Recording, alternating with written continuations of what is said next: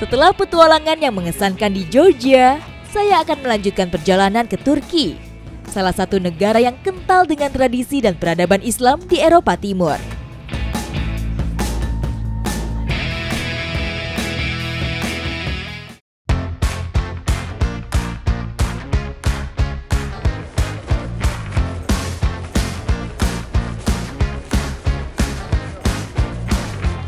Setelah saya menjelajahi Georgia, kini saya berada di Turki, tepatnya di kota yang penuh dengan sejarah dan tradisi.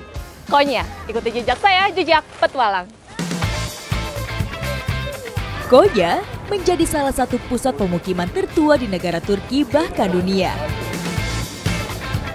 Pemukiman yang sudah ada sejak tahun 7000 sebelum Masehi ini menjadi pusat sejarah sekaligus tempat lahirnya peradaban dunia.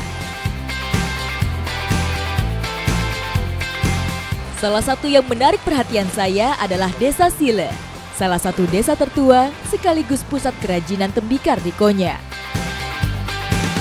Tembikar seperti ini biasanya digunakan untuk sebagai wadah dari makanan namanya sütlaç atau dessertnya khas orang Konya. Small.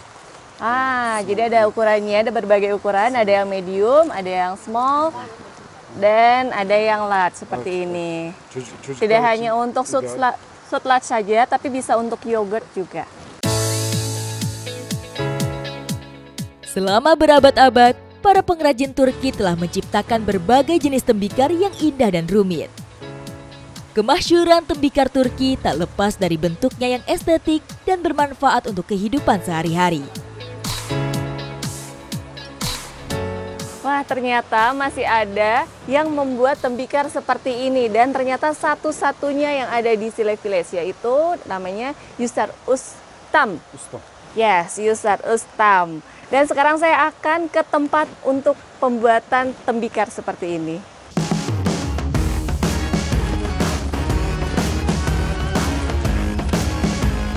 Menuju satu rumah di ketinggian Desa Sile, saya menemui salah satu pengrajin tembikar paling terkenal di desa ini.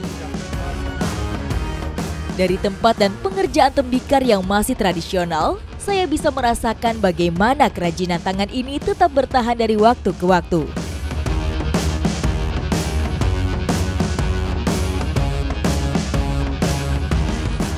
Marhaba Ustam, marhaba.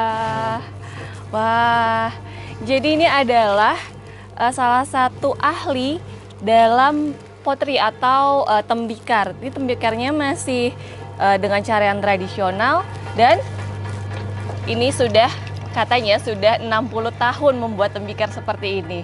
Termasuk yang legend sekali di Sile Village.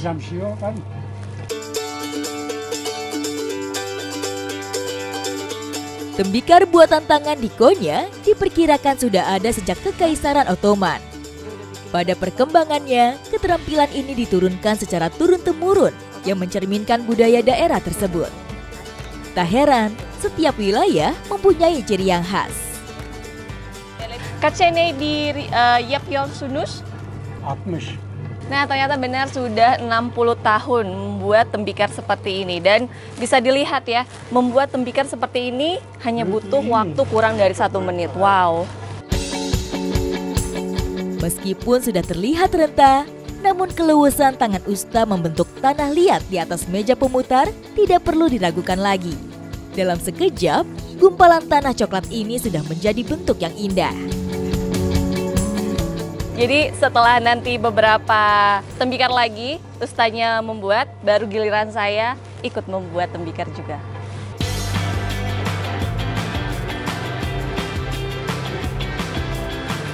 Wah, ternyata ini belum sampai 15 menit, sudah sekitar 20 tembikar yang jadi. Ini memang 60 tahun nggak bisa dibohongi ya. Tembikar buatan tangan dari Sile ini merupakan bukti keterampilan dan keahlian para pengrajin. Ini bisa dilihat meskipun cara pembuatannya itu sangat cepat, tapi saya sangat amazed karena semua tembikar ini mempunyai ukuran dan bentuk yang hampir mirip. Meja cetak sudah berhenti berputar. Usta sudah memberi kode kepada saya untuk memakai celemek. Oke, sekarang giliran saya untuk mencoba membuat tembikar ini. Nah, sebelum membuat tembikar, saya harus memakai celemek ini dulu. Proses pembuatan kerajinan tangan ini merupakan sebuah proses yang panjang dan rumit. Tanah liat yang saya bentuk ini telah melalui proses pengolahan yang panjang, sehingga menjadi bahan baku tembikar yang berkualitas, halus, dan mudah dibentuk. Ternyata benar, tidak boleh terlalu menekan karena akan mengembang begitu. Ini saya coba kembalikan bentuknya seperti ini. Setelah membasahi tangan, saya mulai membentuknya di atas meja putar. Jadi di bawah saya ada putaran dan ada pedalnya untuk mengatur kecepatan dari putaran ini. Sentuhan pertama membuat tangan saya kaku dan canggung, sehingga tanah liat yang saya pegang bentuknya tidak beraturan. Meskipun terlihat mudah, membuat tembikar ini membutuhkan keterampilan dan jam terbang saat membentuk tanah liat menjadi berbagai bentuk tembikar. Nah, ini dia adalah tembikar buatan saya dibantu oleh mana ustanya? Dibantu oleh usta. Nah, saya butuh waktu sekitar mungkin 15 menit untuk membuat tembikar sekecil ini.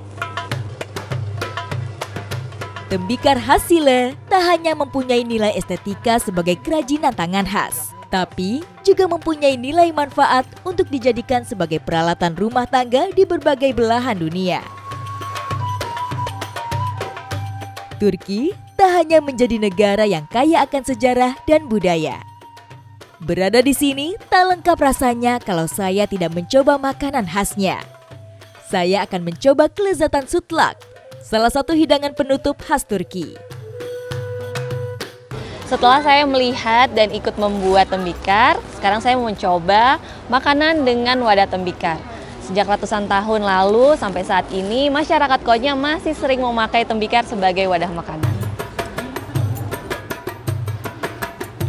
Sutlak merupakan hidangan penutup yang telah ada sejak 400 tahun yang lalu.